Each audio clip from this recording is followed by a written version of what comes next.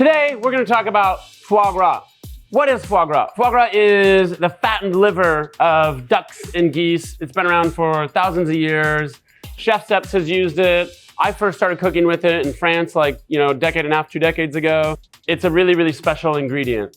But for a long time, a lot of folks have felt it's not necessarily a very good ingredient or humane ingredient with how the animals are treated. And it's really, really, really expensive. So Matthew and I got to thinking, what if you could make a foie gras without any animals at all? Would that be impossible? What? We're gonna show you how.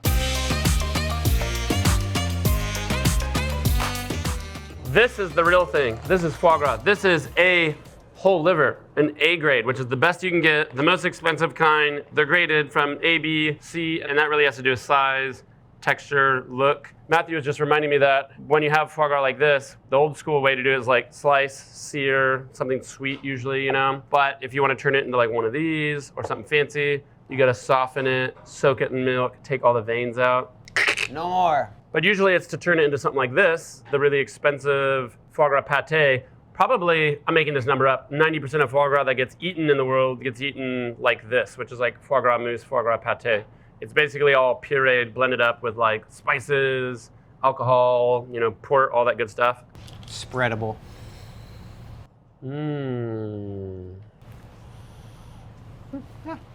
Let's try it. Meat ganache.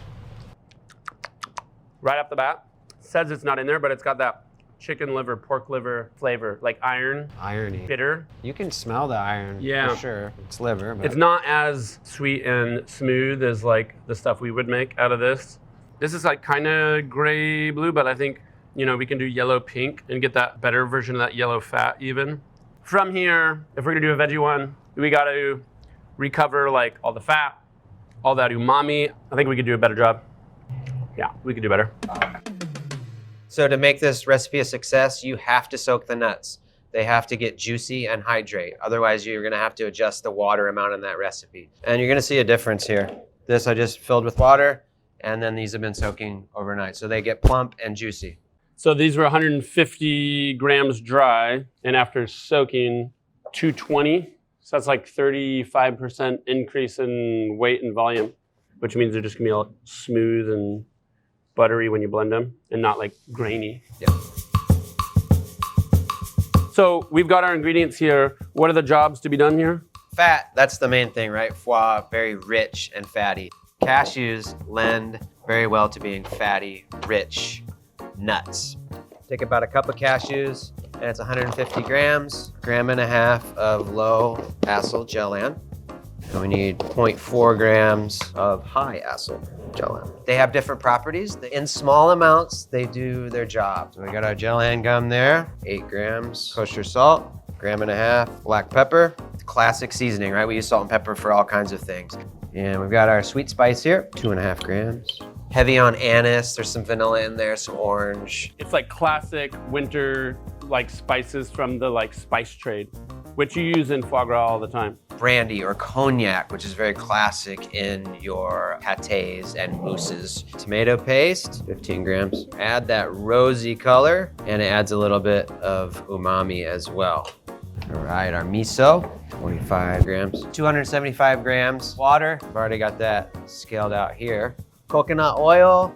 We use a refined coconut oil because you don't want the coconut flavor to come through. You want it neutral. And this is a saturated fat that sets up well. Saturated fat, like the same fat you get in foie gras. And then the other fat I have here is what we're gonna use for the fat cap. This is an option, but it is a shortening made out of coconut oil and red palm oil. So, all right, we got most of our ingredients here. The last thing is some knife work. We're gonna do the mushrooms, the shallot, and the garlic. So it's important to be organized, right? We've got our ingredients all scaled out. That's part of it. The other part is to have your blender set up, and you wanna have whatever you're gonna cast into.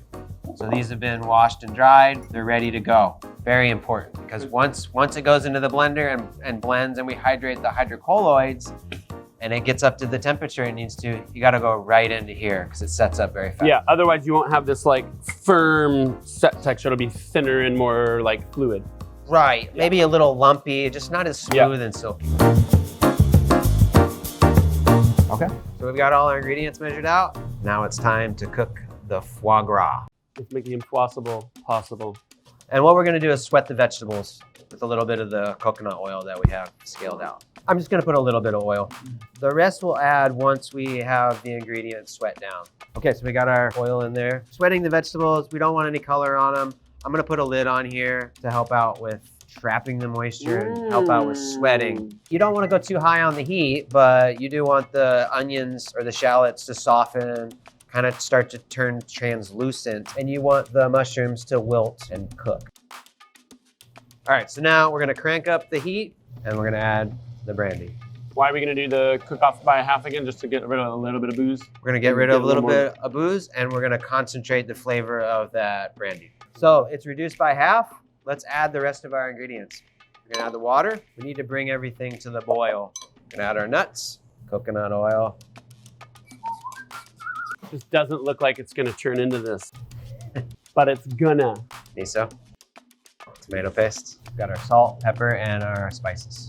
So this is the only ingredient we add in the blender, right? Yes. The hydrocolloids. Yeah. The reason why we don't dump our hydrocolloids in right now, it's about dispersing. So if you dump them in right now, you risk like clumps of a very precise ingredient, because this is a very, very fine grain. And if you put it in a blender, it's called dispersion. So you get really, really the best dispersion as opposed to just like clumping it up. It's like throwing flour, like a handful of flour in boiling water. It's gonna turn into a big dumpling and raw on the inside too. We need to bring it up to the boil and then we're going to the blender. This is the last critical control point, right? We're gonna add our precisely measured hydrocolloids. Then you need to make sure it hydrates, which is boiling in the blender. And then you gotta go immediately to the jar, right? Yeah. So we've got our jar set up. We've got our boiling liquid. We're gonna go blend it. So here's the thing, if you put hot boiling stuff in here and blend it, boom, it can like build up a lot of pressure. So you need like a little vent. Also too, depending on what kind of high-speed blender you have, make sure it's on low speed before you start. Hot liquid into the blender. Put the lid on or a towel over that. You're gonna start out low speed. We're gonna drop in our hydrocolloids. We're gonna let it go until it boils.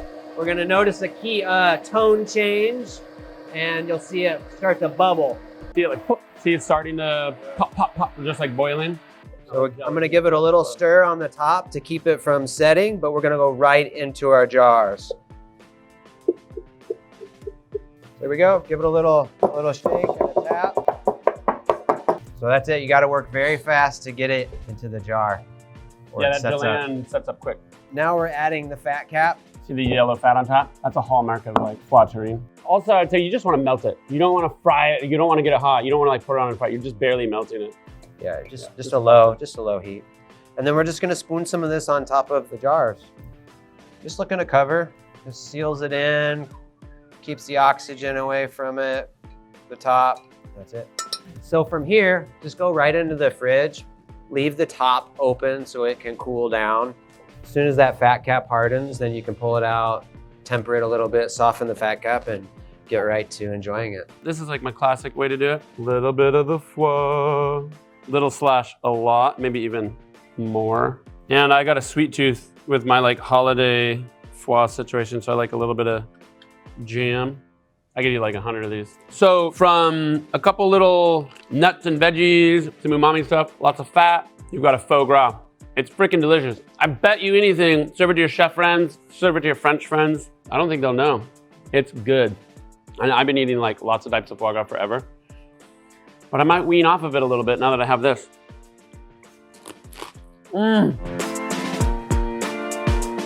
That's our impossible, our faux gras.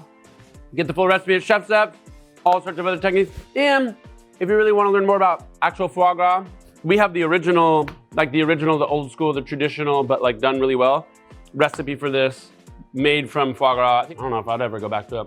It depends who my audience was, but this is just freaking amazing. I'm just like so in love with this recipe now. That's it. It's possible.